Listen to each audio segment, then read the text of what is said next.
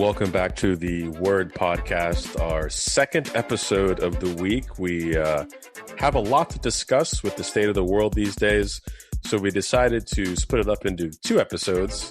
Obviously, I'm joined by my esteemed colleague, Richard Bruce Abernathy. I'm James Mundia, and we've got a lot to get into, not only in the world of sports, but in the world, which is still existing somehow. I don't even know how, with everything that's been happening these days. 2 episodes in 1 week.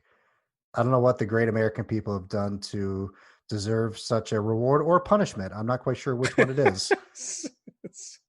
But we had a lot to say about what's going on in the world of sports and the world, as you so succinctly put it. So it's good to go a little long form.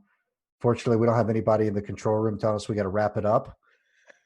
So we're just going to go long. We're gonna get into part 2 here in a minute, and we're going to talk about baseball coming back and certainly some other fascinating things for us to touch on as well. So before we get into the heavy stuff, baseball's back, baby. Let's play ball. I didn't think it was going to happen. I still don't believe it. But how did we get to this point where I thought that they were things were so acrimonious between players, owners, and the league, and now all of a sudden we've got a roadmap to have a 60-game season? Well, they're trying to stay together for the kids. I mean, that is a little how it feels. It was, as you said, acrimonious. The owners and the players each kind of retreated to their corners and were trading jabs back and forth, but cooler heads prevailed. But much like we talked about with the NBA here recently, I'll still kind of only believe it when I see it and they actually start playing games. But there's certainly a lot to get to it and break down with the upcoming MLB season. Shout out to MLB. I mean, hey, these guys are savvy business people, and I'm interested to see how they navigate this, because their plan, there's no bubble from what I understand. No, it's going to be in home stadiums, presumably mostly without fans, but that could vary by state, which is a little interesting, not just from a competitive balance standpoint, but from a financial standpoint for different teams. Yeah. So I'm not entirely sure what the deal is going to be with that long term, but in a weird way, I have more reservations about baseball than the NBA coming back. And not just because of the quote unquote bubble that isn't really a bubble versus home stadiums. That's not the only part of it. We talked about this before. The NBA is trying to like finish out the season. Mm-hmm. And my concern or potential issue with the NBA is not so much the starting back. It would be continuing to go if there proves to be a problem. Where if they come back and they're playing and a bunch of guys are testing positive and guys are having to sit out and multiple guys on teams are getting sick, then I'm going to feel much more of the, okay, what are we doing here type of thing. If they just keep going and plugging away and trying to finish, even though it's kind of compromised. Whereas with baseball, starting anew and starting from scratch, with such a short season, it's a 60-game sprint instead of 162. Mm-hmm. They're playing in all these different places. You've got a lot more people on teams, and you're going to have expanded rosters or different people available to try to get through such a short stretch of the season. Because, I mean, in baseball, if you have an injury, especially pitchers more so, but batters straining the oblique and they're out for a month, well, now that's half the season, and you need more guys and you need more reserves. Basketball, especially in the playoffs, you can get by with 8 guys, maybe 9, especially with days off and playing every other day. And I mean, you can give guys a little more run, and basketball slows down a little in the playoffs and those types of things. But baseball, you're going to just have to have a lot more people in a lot more places, traveling all over the country. And even though the actual game is a little more distance than basketball based on where guys are, I just have a bigger concern as it stretches into the fall and they're traveling all over the place and you're dealing with so many more people that there's really gonna be some health issues as a result of all of this. Mm-hmm. And even if there aren't, I mean, it does bring into question a couple other things long term. Now, obviously, they were able to get a deal done eventually, and with a lot of fist shaking at each other back and forth, and the Spider-Man meme of people, planning to file grievances. But they figured it out. But there's going to be a universal DH this year, which I've generally been a fan of them instituting in both leagues.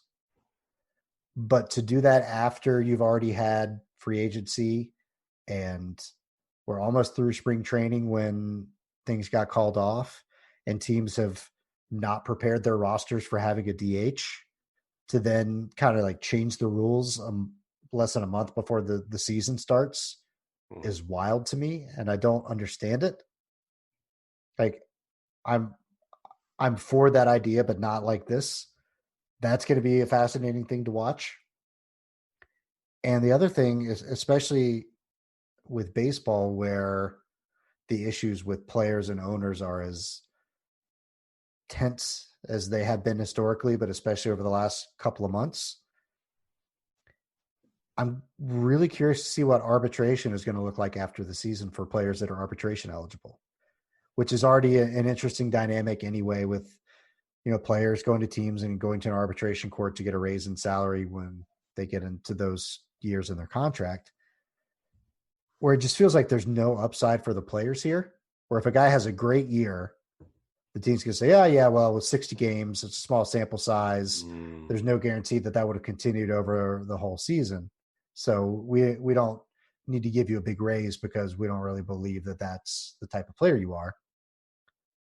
But it also seems like they're inevitably going to say, well, you had a 6.7 ERA this year, and we really can't justify the raise for you. Right. Even though you claim it's a small sample size, you still didn't perform well. So it seems like players are going to be screwed either way. And long-term, the financials for this, I feel like, really do kind of benefit the owners rather than the players. But I also understand why they kind of, swallowed the pill a little bit and took their medicine just to say, fine, we're just going to show up and we're going to play. Or we're going to get something out of this, because I think it really would have led to a serious long-term labor issue and possibility of a lockout. And, that was looming anyway, even under good circumstances. And the baseball labor dynamics are just it's just a battle. Yeah. And that's another discussion for another day. But I really do think that those tense relationships between those two sides played a big role in why this went the way it did and was back and forth and was on again, off again, and all that type of thing. So I don't know in the long term who this is good for or better for, but I do have a feeling that the owners are going to get the better end of this, and the players are for sure. Yeah. I really have to harp in on what you mentioned about the the dynamics between players and owners, because that's been something that we've been talking about for a few weeks on the show. And I think it's one of the dynamics that I am certainly learning a lot more about, because the news about the MLB now is about that dynamic, and even the league itself, not just owners and players, but also how the league, it plays a role in that. And I think that's certainly something that's, kind of come center stage at the moment. Well, there's such a unique economic setup with baseball. There's no salary cap. You've got minor league players making below poverty wages. And, as all this is going on, some teams were saying they were going to stop paying them, and players were having to step up and foot the bill. And sometimes that in a couple instances that shame teams into continuing to pay them. Mm-hmm. But you're looking at franchises that are worth billions of dollars, and they're quibbling over what would have in total been about $1 million in salary Mm-hmm. for hundreds of their employees. Mm-hmm.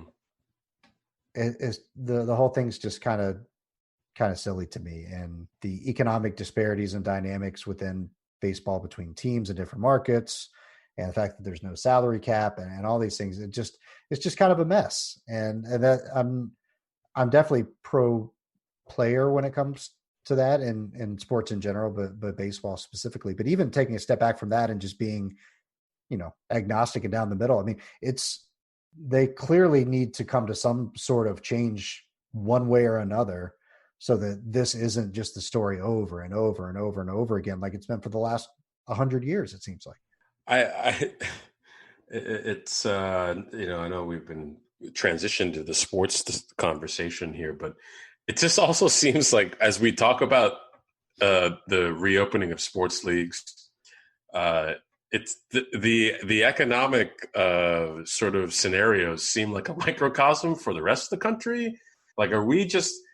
I might just have to, I might have to hit up Trudeau and be like, yo, dude, I'm finna come to Canada, dude. Like, I don't know what's going on here, dude.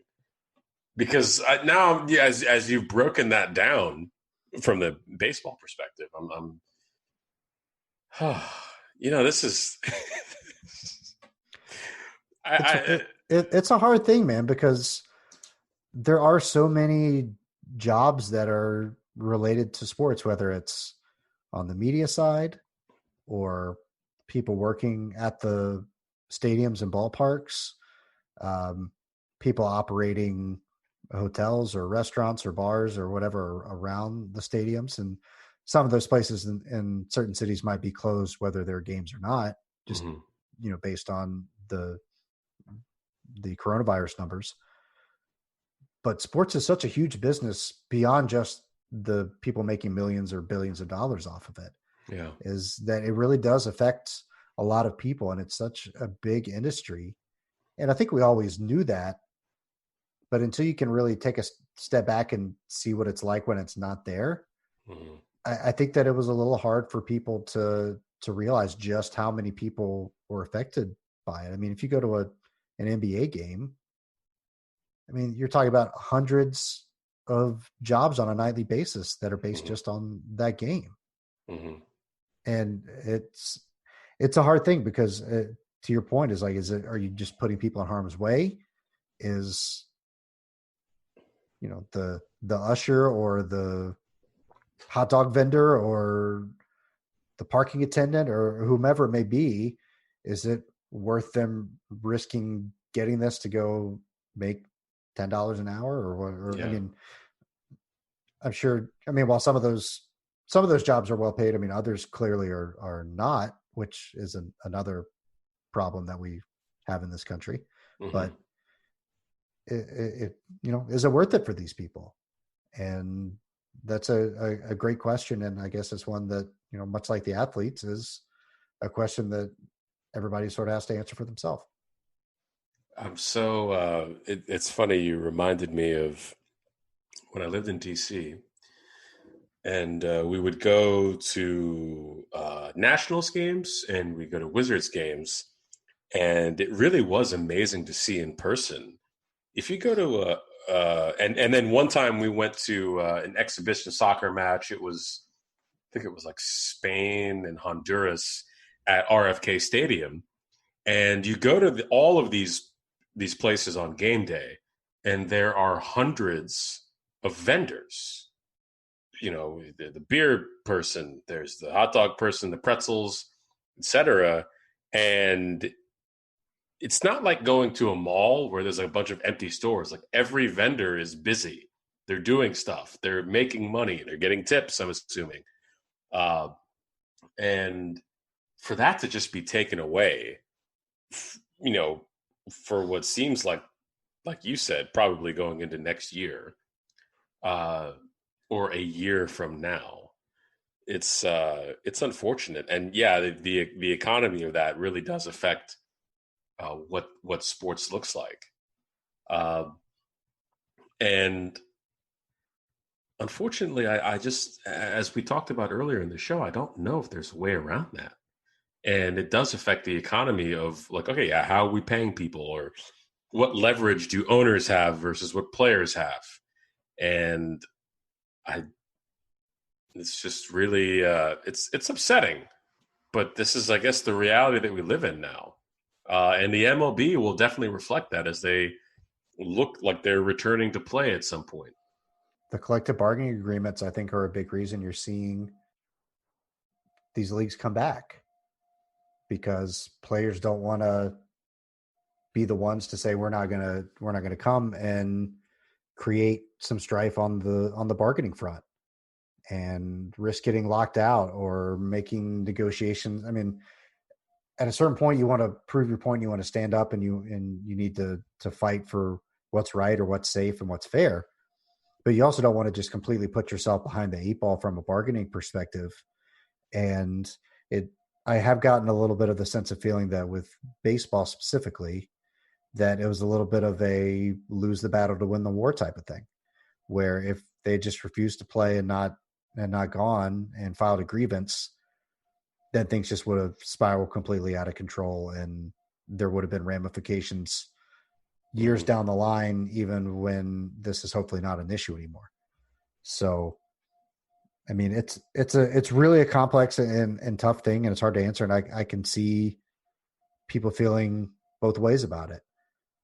I'm glad that at least to a reasonable degree, I feel like the leagues have been understanding of that with players, of allowing them to not play and not be penalized other than, not getting paid, but not, still counting the service time for them for, an accrued season toward free agency or, things like that.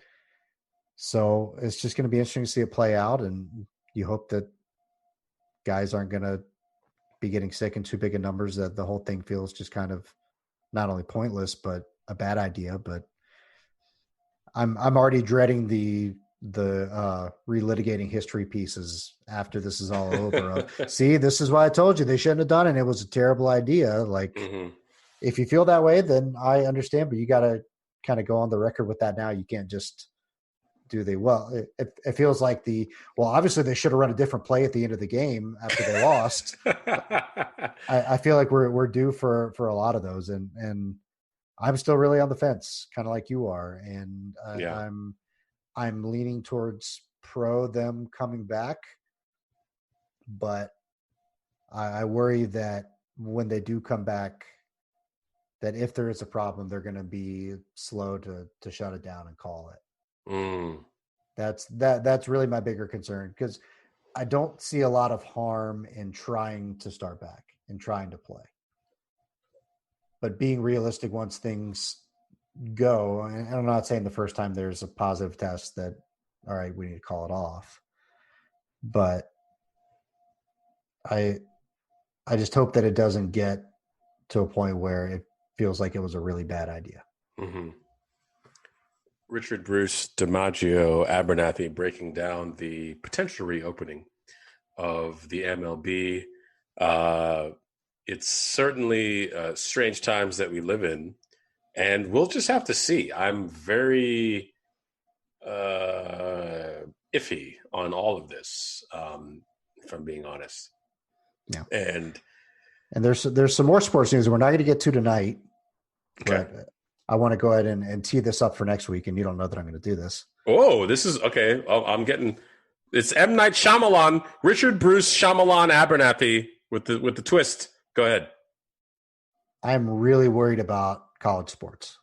Why are they even trying? That's exactly, and for all the conversations and the hemming and hawing that we've had over pro sports, where the athletes are at least getting paid,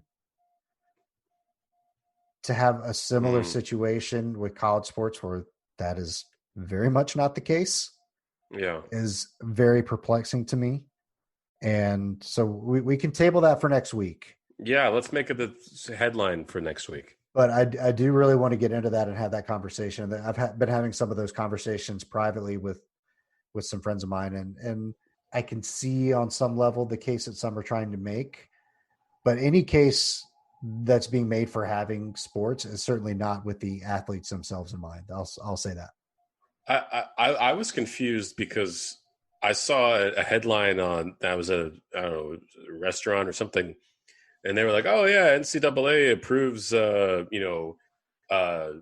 non required athletic activities on campus," and I was like, "People are on campuses." Oh yeah, they're having workouts, and I mean, a bunch of Clemson guys I know tested positive last week for coronavirus. And Have people ever been to a college? I mean, I all I think of is my freshman year suite of 4 rooms, 8 guys, 1 shower, 1 stall, and 1 toilet. I'm like, this is a petri dish. We're gonna go back. We're gonna go back here right now. yeah, there are a lot of aspects of this that are puzzling, and if you really just stop and think about it for a second, you could obviously sense a lot of the motivations and yeah, connect those dots. But it's not quite as cut and dried as it seems. But there's still a lot there to not like. But we can hit that heavy next week. But I wanted to go ahead and tee that up and tease that a little bit because this may shock a lot of you. I have some thoughts. We got hot takes coming over here. Let's do that. Let's do that. Historically, I'm not someone who really defends the NCAA, and I don't see that trend stopping next week. Ooh. This guy's cutting trailers live on air. Let me tell you something, brother. I'm just okay. Well, we'll save it for next week. I'm okay. Yeah, I was just amazed to hear that people were on campuses. Like, what, why? What are you doing? Yeah. Anyway, it's wild. But sort of moving on. Last thing on baseball, and then we'll kind of move on and close the show. Okay. We've already heard a little of the scuttlebutt with the NBA about, well, whoever wins the title this year, it's not really going to be legitimate. There's going to be an asterisk because of the shortened season and all these types of things. Sort of like what happened in the shortened season we had, especially '99 when the Spurs won. For some reason, that stands out as an asterisk title, but nobody talks about the Heat doing that after the slightly shortened season in 2012. But for baseball, a sport that is notorious for its old school approach to records and putting an asterisk on everything. I mean, people trying to put an asterisk on when Roger Maris broke the home run record because he played 1 extra game. For a season that is going to have at max 60 games. We can put this in the bad idea category. We can give this a tally there, where if whoever wins, people are just going to shit talk and say that it's not a real title and all that type of stuff, which is inevitable to me. Then why even bother? You know the funny thing about all this to me, and I was looking at some headlines on ESPN before the show. I had actually forgotten that baseball existed. Sorry, apologies to my buddy Dan for that one, but I had to get that cracking. I had forgotten that I was upset with baseball. I completely forgot about the Astros situation. Yeah, that was 3 months ago. No, but we did a whole show on that like 3 months ago, and it feels like it might as well have been like 2008. I was going to say, like, when did that happen? Like, I was already so upset with baseball and the way that they were approaching that, and I actually until we started talking about it on the show today, I forgot that I was. I went like on blast. I was like, I am done. I'm done with the league. I'm over this. I can't believe because like Alex Cora and all that. I was going off, and I completely forgot about it. And now I'm over here talking about like, oh, if they reopen, like what's going to happen? But Marcus, can you go up a clip from that show, please? We have to edit it in because I actually, you talk about asterisks, and I'm like, well, baseball to me was already on that level. I was like, what the heck is going on with this sport? No one's being punished for anything that they did wrong. We're just going to, oh, yeah, Astros won. It's all good. So to get back to your original question, and I'm not a baseball hater. I like baseball. I like watching it. I think it's a really entertaining sport. I'm just really upset at the league still. And you just reminded me, like I was like completely, I forgot about all the beef that I had with it before. So yeah, if you win the World Series, how are they going to? If you win, there's so many questions. Why are we even trying this? Oh my gosh! I mean, all right, but no, it won't even be an asterisk. People won't even count it. Can you? All right, that's it. We're going to New York. We need to talk to people. This is getting out of control. I tell you, the greatest troll move ever would be if the Astros won the World Series again. Oh my god! I mean, just think about how upset people would be. Dude, and if they start out like 30-10 through 40 games, and they're just like blowing people away, and we're starting to see some positive tests and things creep back, don't discount there being a large movement to, well, we should really shut this thing down. Oh my dude. Okay. All right. You know what? Now, just for content, now I want all sports to come back. This is going to be great for scripting our shows. Everybody come back. All right. Stay safe, but come back so that we can. Yeah, dude. If they have a winning record, dude, I'm just going to be like, oh my gosh, no. How do you have a World Series? They said 60 games. So does that mean 60-game regular season? Yeah, and then normal playoffs as previous. What are you going to have, a World Series with no fans? I guess it might depend on who's in the World Series. And also, yeah, I guess it's going to be state by state. Jiminy Christmas. What are your thoughts on that? Because I don't necessarily agree. That feels like a disadvantage for teams. To not have fans? Yeah, absolutely. If especially when you get into the postseason. Yes. I mean, regular season too, obviously, but we can have the debate of how effective it is to have home field, and what is of that advantage, what is based on the fans versus just travel or, not sleeping in your own bed or whatever.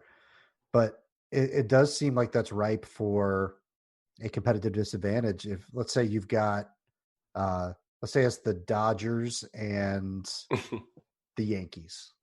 At least as of now, New York State's trending the right way. They're starting to reopen. We'll see if that's the case when they get to the World Series. But for the sake of this argument, let's say New York has things under control and California is still a mess. Mm-hmm.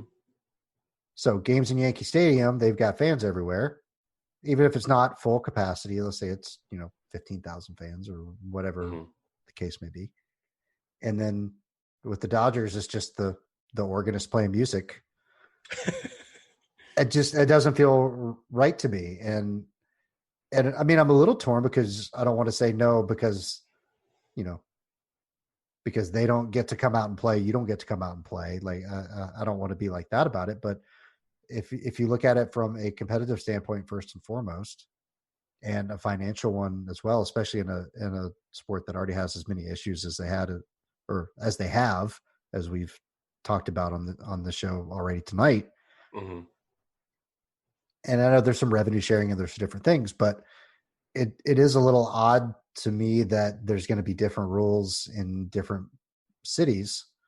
Mm-hmm. But considering that's how things have been with the DH for 40 years, I mean, I guess it's sort of par for the course for baseball. So maybe it's not as big a deal as I'm making it out to be, but it definitely just feels odd. And at least with the NBA, everybody's at an equal disadvantage for the most part. I mean, I guess higher seeded teams more so because, the Bucks and Raptors in the East and the Lakers and Clippers and Nuggets in the West that were really pretty entrenched in those top couple of seeds are not going to have home court advantage. And that certainly seems more advantageous in basketball than it does in baseball. But at least everybody's on the same wavelength or playing field as it is, even if it's a net positive or negative more for one team over another. In baseball, I mean, it could really actually be a competitive balance issue within the game. And to me, the biggest thing with home field, home court, whatever, is the impact you can have on the officiating. I forget who did the study or when it was done, but I remember reading a couple of years ago about how home team, we always hear about, home cooking or, the home team gets the calls.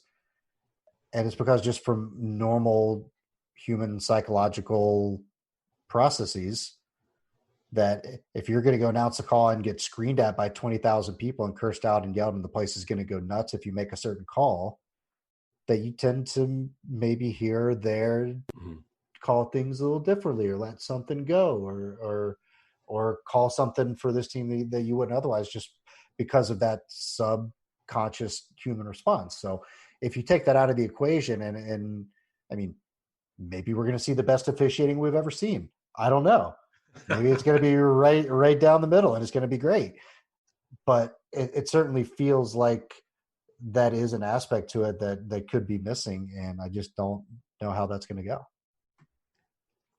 And then this again goes back to my original whole feeling of how is this going to happen? What are we doing here? What are we doing? I mean, now what I do believe though, because I think that you've helped sway me in this manner. Both of these leagues that are, slated to return because of the timing and the calendar, they will come back. And I don't anticipate it being, going poorly. It just might be a little bit, there might be some bumps in the road, but that's sort of what we're dealing with as a country right now with reopening the country just because of coronavirus. Just that, let alone the other things that are going on. I think that's just a reality that I've had to accept is that, I was getting to the point where I was comfortable with like nothing happening everywhere. No movies, no bowling, no haircuts, no sports. But those things have to exist. I guess they just have to exist. That's a whole other discussion. So with bringing back sports leagues, we're just have to deal with it. Someone's going to test positive in the first week.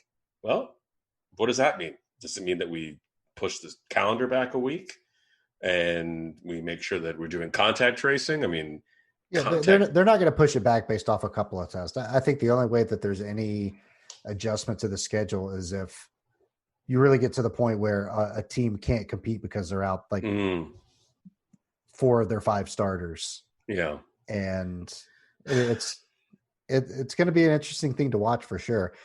And what you're talking about, you actually made me think of something where you're talking about how certain things have to exist. And we have to be able to get a haircut or do certain things. It does feel a little like a situation where it's easier to be completely cut off than like half in, half out. Mm-hmm. But that's how you fix things though. No, right. No, but I mean, just from a mental standpoint. Yeah. All hands on deck. We're going hard for the next 6 weeks and we're shutting everything down and we're not doing anything and everybody's staying in their house versus we're going to be like mostly in our house for like the next 8 months. Where for whatever reason, psychologically, it's easy to just like buckle down and we're going to go all in on this thing for a little while. And then we're going to be free to do whatever we want versus we're just going to be like kind of inconvenienced and uncomfortable and pissed off for like a long period of time. And I don't know if there's anything to that. And again, maybe that's just my worldview. Maybe that's part of the issue that we're having. I don't know. I'm just spitballing here, trying to figure this thing out. We're just trying to fix the world one podcast at a time. Yeah, because I mean, at the end of the day, like I said, I mean, I think I said it last week on the show. I watched a clip on Twitter from New Zealand at a rugby stadium full of people, no distancing, no masks, because they had reduced the number of cases to the point where they could reopen. And then now, but look at the States, and we are. I mean, look, I like I said, I live in Texas, and our governor is basically saying, yo, don't go outside. And if you do, wear a mask. And it's like, we're still here. We haven't made any progress. What was I doing inside for the past 3.5 months? Now I was able to do that.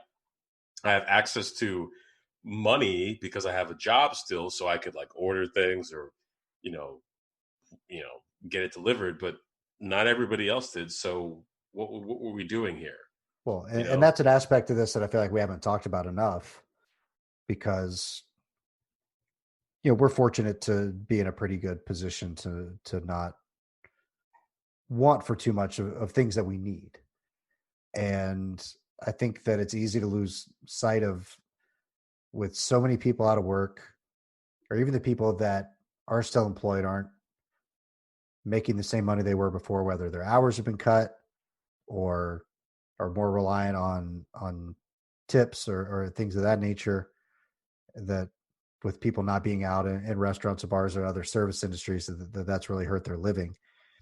And that to me is one of the big failures, big picture on this, in addition to just not ramping up the testing like we needed to and being consistent with the messaging and some of the new health procedures that we've needed in different areas, is the people that have sort of been left to fend for themselves financially. And I know it can be a sensitive topic for some people, but in a situation like this where you're not having a job has nothing to do with you or your job performance or any of that, and it's based solely on global health factors that are 100% out of your control.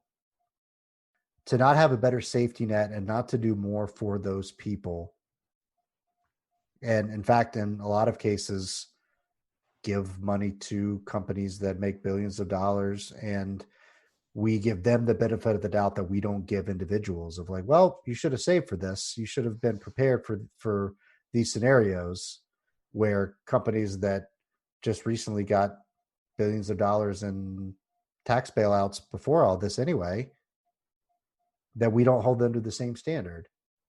And I don't want to delve too much back into the political aspect of it, but it's a hard thing to talk about, and it's a hard thing to be cognizant of if you're not seeing it. And since, well, we're not really seeing anybody these days, it's easy to get wrapped up in your own problems and not to zoom out a little bit, as you like to say. That's been a tough thing for me to accept and to reckon with. And I've certainly found myself getting angry about it. And I don't feel like enough has been made of that over the last couple of months. I mean, early on, it was a big concern and a lot of people talked about it. And now that things have started to kind of reopen, sort of like everybody's like, all right, well, y'all should be good now. And which again is sort of how we process things here. And I hate it. And while I'm guilty of it, I'm trying to not be that way as much anymore. Isn't it weird how quickly things have gone back to quote unquote normal in our lives? And again, our lives are not normal. I'm still working from home. I will be probably through the fall and into the new year. And in the state that I live in, we're essentially we're going to be having another self-isolation period. I won't call it lockdown. And it's just so strange to me that we've had this pandemic, and from the leadership perspective, like we talked about earlier in the show, we haven't gotten that reaction of, okay, let's fix things. Let's make sure we're prepared. And then also that we need to handle things that are happening right now. And it's really telling. And that's why I keep saying, I feel like I'm living in a history book, because people are going to study this in 100 years and they're going to say, wow, they didn't do anything, or they didn't do enough. We did some stuff. That's why I find the discussion about sports, entertainment, even just things like retail, so interesting, because we're just trying to get back to the way things were. And I don't know if that's in the short term even really possible. And then long term, if we don't put things in place to deal with the potential of a pandemic or, some kind of virus outbreak. How are we going to deal with that? And that's really weird to me. That kind of goes to show what our priorities are, unfortunately. We have an outrage quota about something, and then we just kind of accept it and move on. And, even on this show, I mean, we've talked about it more just to try to diversify and to not just be doom and gloom.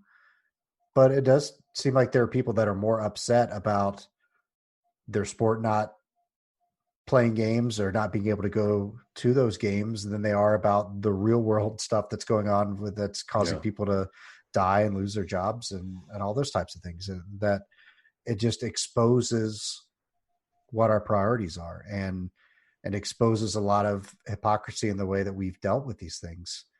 For instance, in your state of Texas, with the state Supreme Court working remotely, because it's not safe for them to get together to hear cases, deciding that people should have to go vote in person.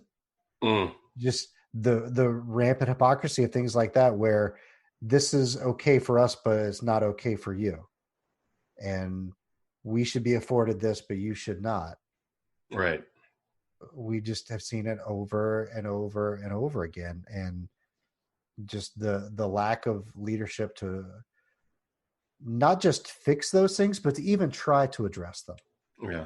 That there's this resignation in a lot of these instances that, well, it's not going to work, so we don't even need to try. It's not always just about the outcome. It's about providing support to the people that you're fighting for and showing them that you have their back and that you're going to do what it takes to push for the change that's needed. And we feel so outcome dependent and outcome oriented versus focusing on the process with some of these things where, you might not have the votes. It might not go your way. The legislation might not be perfect. But if you don't even try, then what the hell are we all doing here in the first place? What's the point of all of this if you're just going to be bullied into not even doing anything and not trying to call out corruption or try to change laws or change public health procedures to help people, or to even call into session or find a way to work remotely to try to address these issues versus just going on recess and saying, we'll figure it out and we need to get out of here. It feels very cowardly. And I can't say that I'm shocked, and I'm being pretty even with my criticism here, because I think that applies to a lot of people, whether they're on the left side or the right side.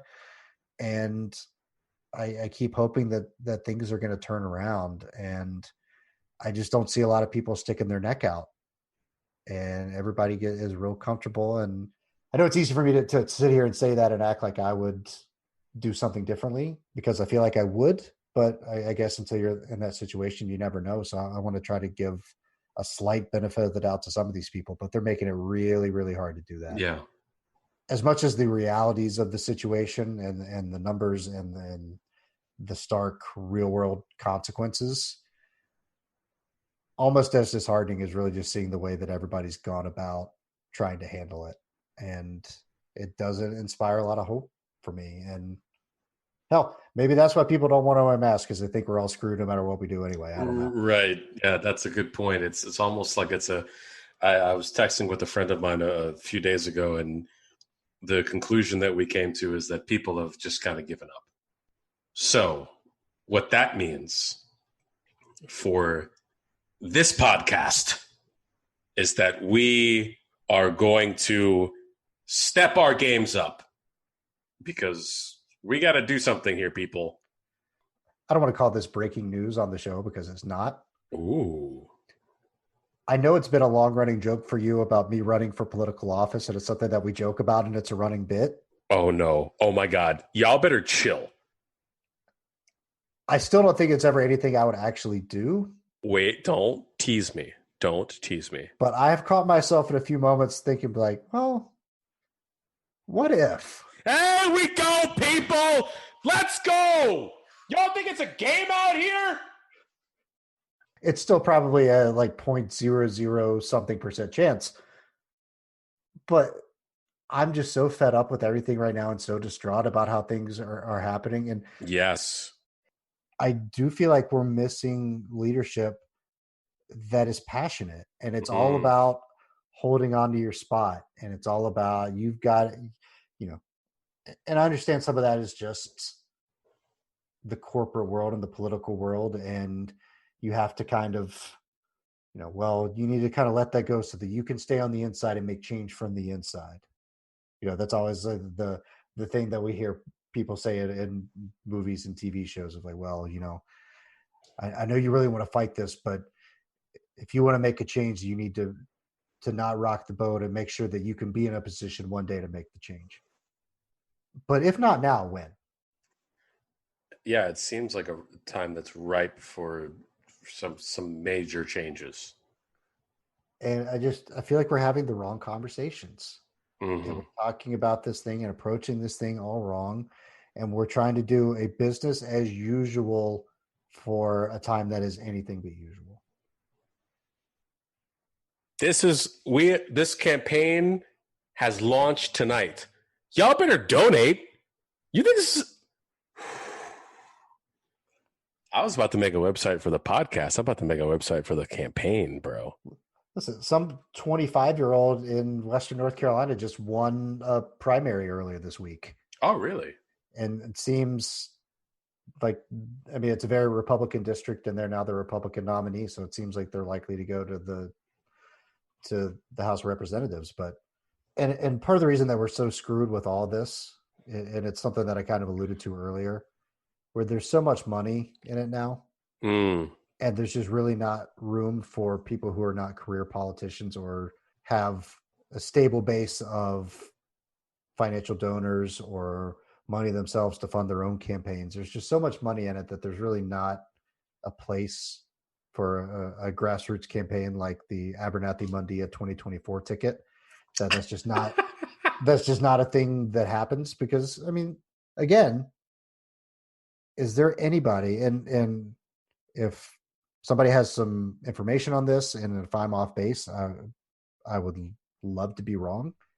But it seems like every notable person that we see, and there are exceptions, but they seem very few and far between, that all the people in our House of Representatives, in the Senate, governor's mansions, all these places, for the most part, these are all people that are very well off before they get into those offices. Right.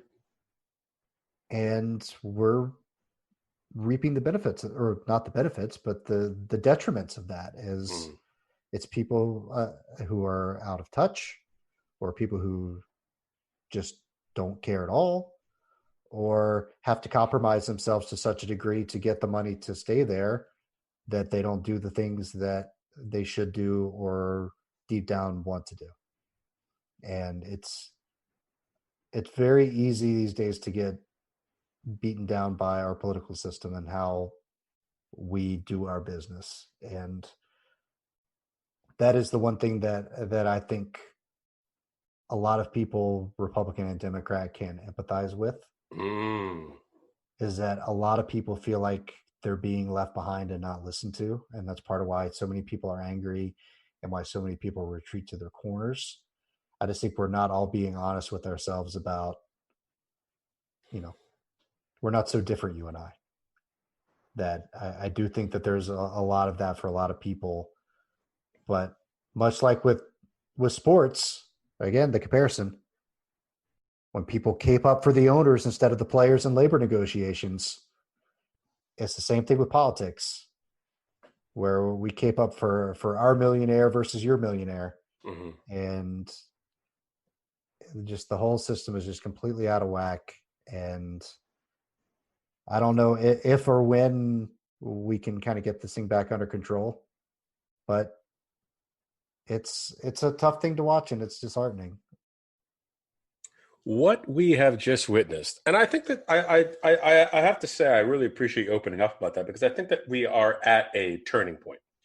And I think that one of the things that we can do on this podcast and in our personal lives is look for ways that we can have that influence, whether it's running for office or contributing to people that we support, to make these certain changes that we see, because we are really having to fend for ourselves. And so the only way that we can really make a difference in that aspect is we have to sort of take the reins.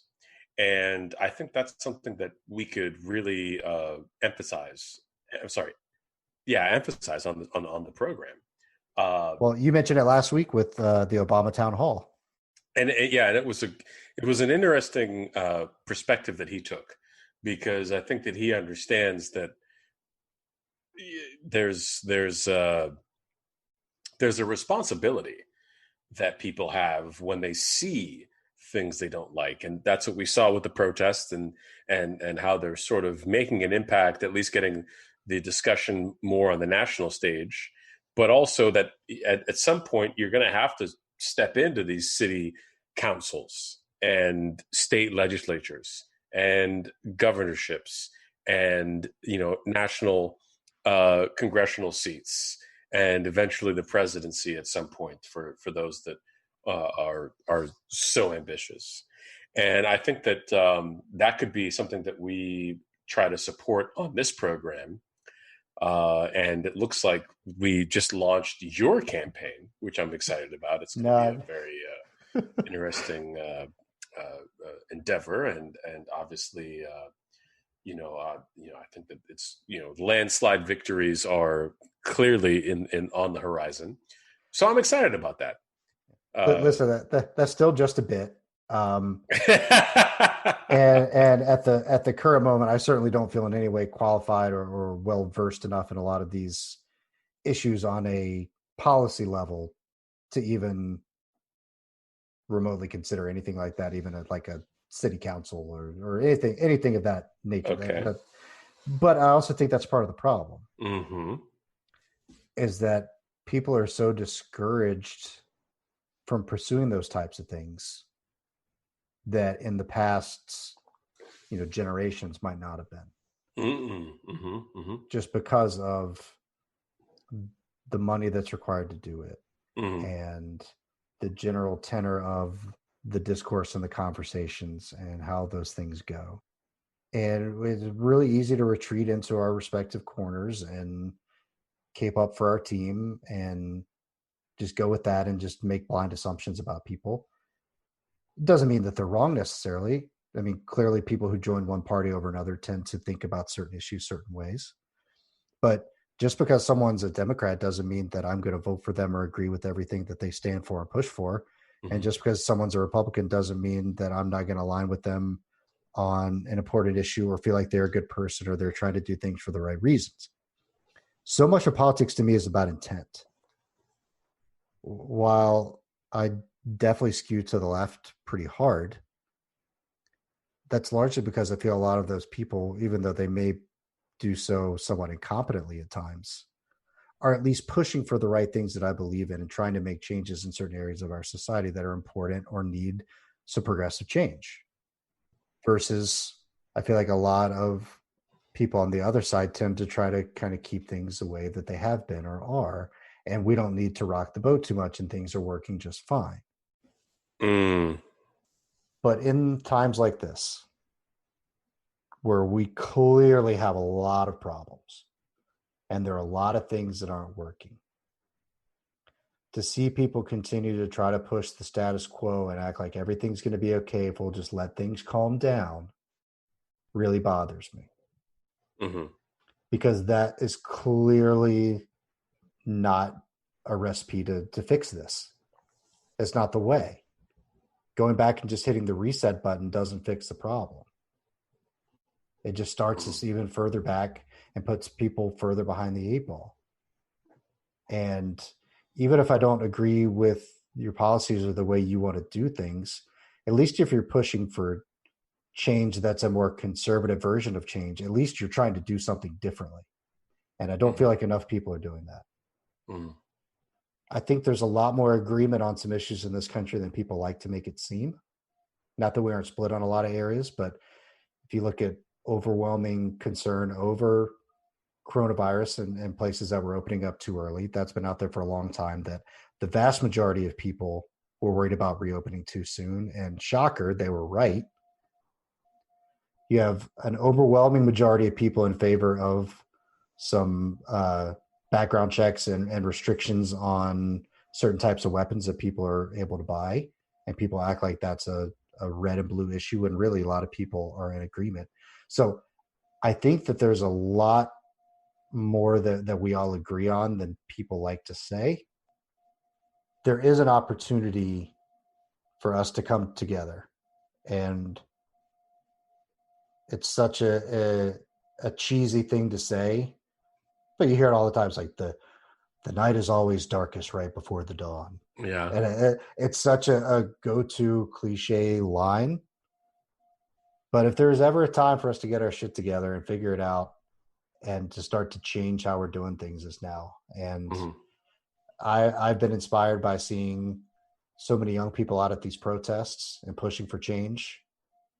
And it certainly made me self-conscious and ashamed of myself for not doing more now, much less over the last 10, 15 years or so, when I was really in that demographic, and just sort of accepting things for the way they were, and worrying about myself and focusing on that and thinking, well, there's enough people there's enough adults in the room that know what they're doing. We're going to be okay. I don't need to be a part of this. And the further we've gotten down the road, that's clearly not the case. Yeah. So I think it's an important thing for us to talk about and think about and have these discussions amongst ourselves, because we can't expect to have it on a broad national level until this is something that we can talk about with our friends and peers and random people on podcasts. So, yes, maybe we'll get there. I don't know. I started out this conversation feeling terribly, and now I'm like, you know what? We could do this, guys. That's what's happening. That's why your campaign is already getting funded because I think what you're saying, it makes a lot of sense, in the sense that, yeah, it has to start with conversations one-on-one, and it has to start small. And I think that's difficult for people, but you start there, and then as you've done throughout the conversation, you start to gain confidence, and you start to say, well, you know what? Maybe this is something that we can do. And that's not happening right now. So the fact that, we're kind of going through that right now, and you're sort of, gaining that identity is really important. And like I said, I mean, it was a little bit of a bit earlier, but I think that we can use the show to talk about those sorts of things. So much so that I think that that's something that's worthy of kind of closing the show on, is, hey, this is we're not leaving this alone. We could jump back into, we had another bit planned for other things, but this is an important thing. We're experiencing this. Our families are experiencing it. Our coworkers are experiencing it. The rest of the country is. We're trying to figure out what's going on, and maybe we're the ones that have to figure that out and make a difference. And we're seeing that with the protests. We're seeing it even if you want to go back to the anti-lockdown protests from a couple of months ago, or it was maybe like a month ago. They felt the way they felt. They went out there and protested. Maybe not. I didn't agree with them, but we have the right to protest, and that should be respected. And if you want to make a difference, you have the right to go out and say, I'm going to run for office, or I'm going to donate to a certain campaign, or I'll use my platform. It's a podcast, it's a YouTube channel, whatever, to talk about certain issues. Or I'm going to work with this nonprofit, or I'm going to make a donation to this group. I mean, there's so many ways that you can try to be a part of it. And it can be so distressing watching the conversations about some of these issues that you think should be so cut and dried and simple, and something that everybody's on the same page on, but you've got people trying to argue both sides.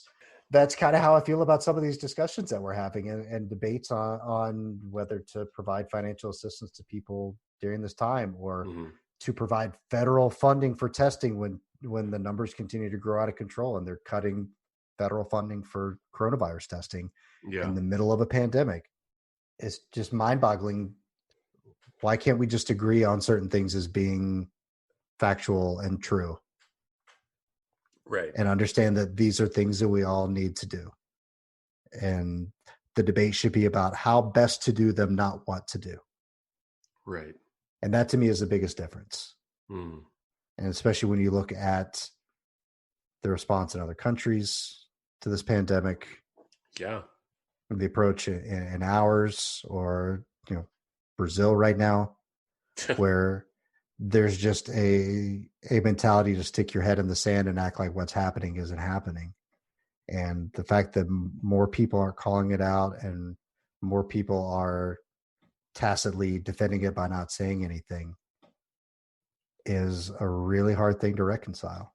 And I keep hoping that we're gonna hit that point where things turn around and we're gonna hit a critical mass and stuff's gonna happen, and just keep waiting. Yeah. So maybe it's tomorrow.